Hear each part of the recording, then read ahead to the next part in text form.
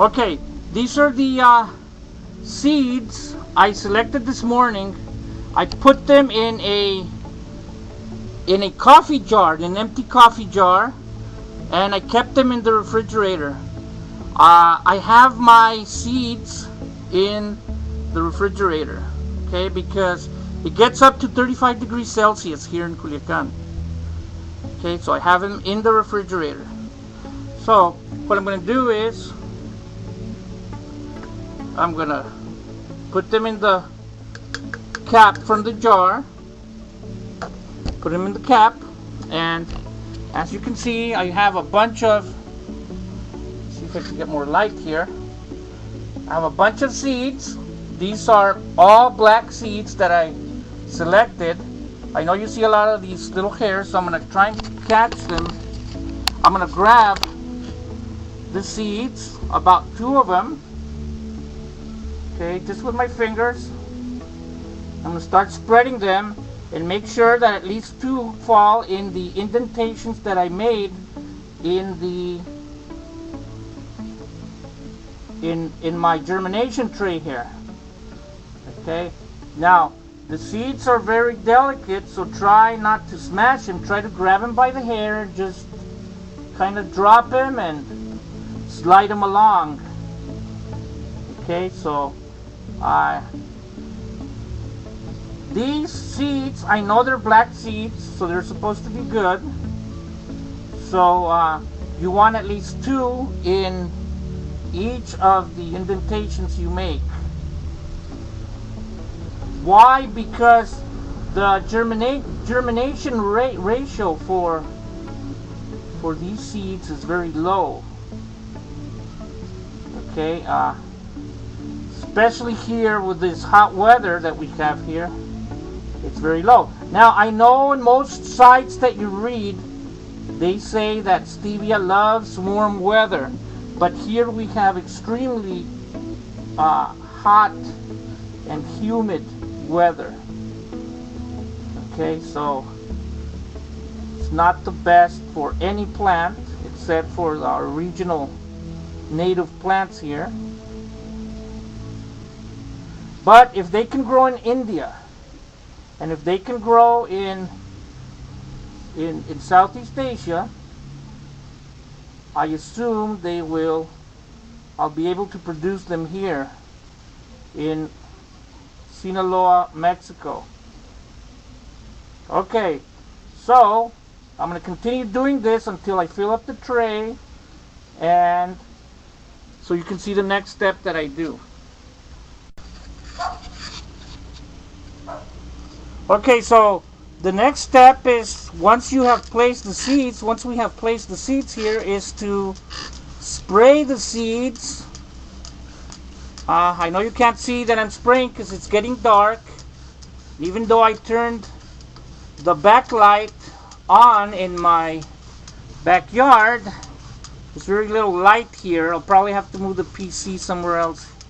Anyways, as you spray the seeds, because I just let them loosely let them on top of the little indentations I made here, you could almost see how the seeds stick themselves inside the soil. So that's the purpose of them little hairs that it has. They get in place somehow and they stick themselves inside the soil. Okay, so once you have sprayed,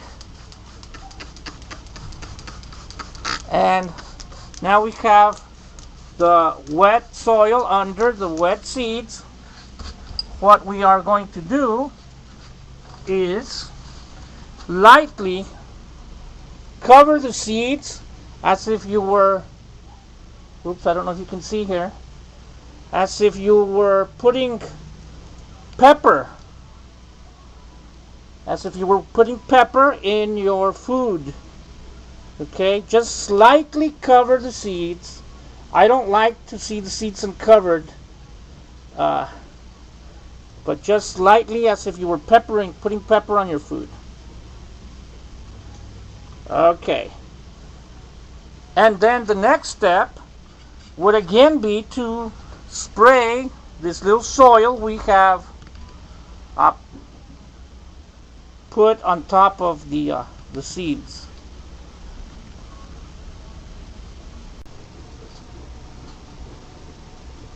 Okay, so the last step here is, again, after you've sprayed soil over the seeds, is to again moisten the soil.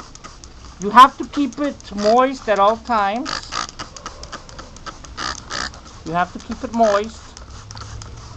And what I'm going to do is I'm going to place the tray in a covered, shaded area. So for the first 15 days or 10 to 15 days, I'm going to try and have no light. So I'm going to keep it out of the light until I start seeing some seedlings. Then we will put it in the light, but in a shaded area. Okay, so today is October 7th. Today's October 7th, 2010, and we're gonna wait a few days and see what the outcome is. Okay, we need to wait 10 days to start looking for stevia sprouts here. So wish me luck, everyone. Okay, wish me luck with the seeds here, and I'll let you know what the outcome is.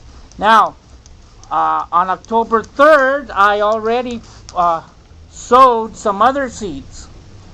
So by the 13th, I should start getting some seedlings from those. Okay, so this is my stevia project, and I will make another video with subtitles for the English learners so we can analyze the language I have used in this process. Okay, so I'm going to proceed to put it in a covered area away from the light, and I'll see you guys in our next class.